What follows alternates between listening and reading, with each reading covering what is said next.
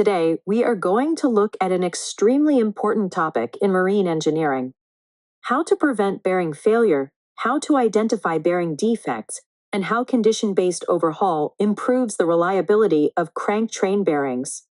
Let us begin with prevention of bearing failure. In any marine engine, bearing failure can be both costly and dangerous.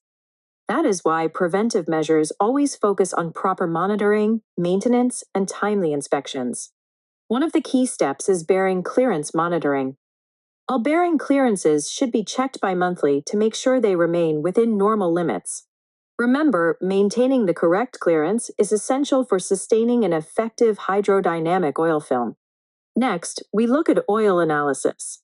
Here, bi-monthly oil analysis done by the oil manufacturer helps ensure that the lubricating oil quality is maintained. At the same time, weekly onboard oil tests, checking for water contamination, dirt levels, viscosity, and base number, allow us to catch early signs of oil deterioration.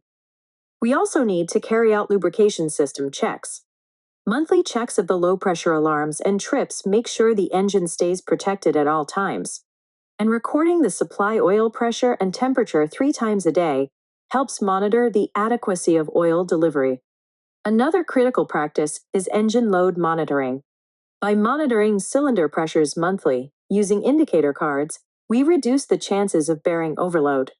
During any overhaul or repair, close supervision is essential. We must ensure correct reassembly procedures are followed and that all replacement parts meet the proper specifications. Finally, part of general crankcase care includes monthly inspections to confirm that all locking devices are in place. Now let us move on to bearing defects.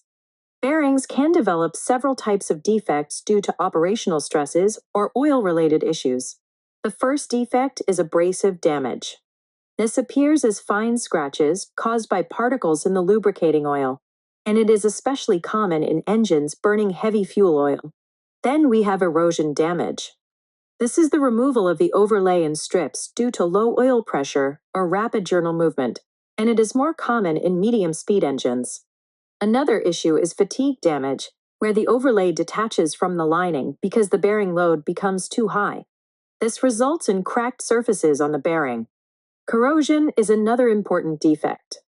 You will notice discoloration and roughening of the surface, usually caused by acidic oil or contamination. And finally, we have wiping, where the overlay is removed due to metal flow or misalignment. If excessive metal is removed, bearing clearance will be affected.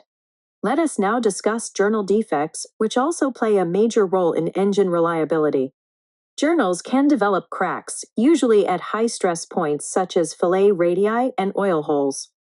Minor cracks can sometimes be removed by light grinding, but deeper or multiple cracks may require engine derating. Journals may also show scoring similar to abrasive damage, often caused by foreign particles or poor lubrication. Another serious issue is overheating. Ideally, the bearing should fail before the shaft.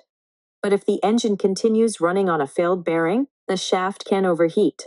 When you see bluing on the shaft, it indicates overheating and surface hardening. This hardening reduces crack resistance, and that is why classification societies clearly specify the maximum allowable hardness for crankshaft journals. Now let us look at the modern approach: condition-based overhaul of crank train bearings, or CBO.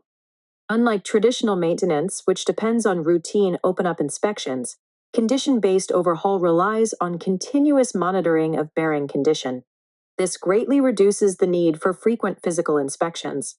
The primary purpose of CBO is to avoid severe bearing damage that could lead to major issues such as crankshaft, bedplate, or crosshead damage. It also helps minimize long and costly repairs by identifying wear or issues well before failure occurs. But what causes premature bearing failure in the first place? Some common causes include ingress of dirt or contaminants in the lubricating oil, misalignment of bearings or the crankshaft, water contamination in oil, which weakens the bearing material, or earthing of the propeller shaft, leading to spark erosion within the crank train bearings. By monitoring all these conditions continuously, CBO allows operators to take action before the situation becomes critical. This not only extends bearing life, but also significantly improves overall engine reliability. Thank you for watching the video.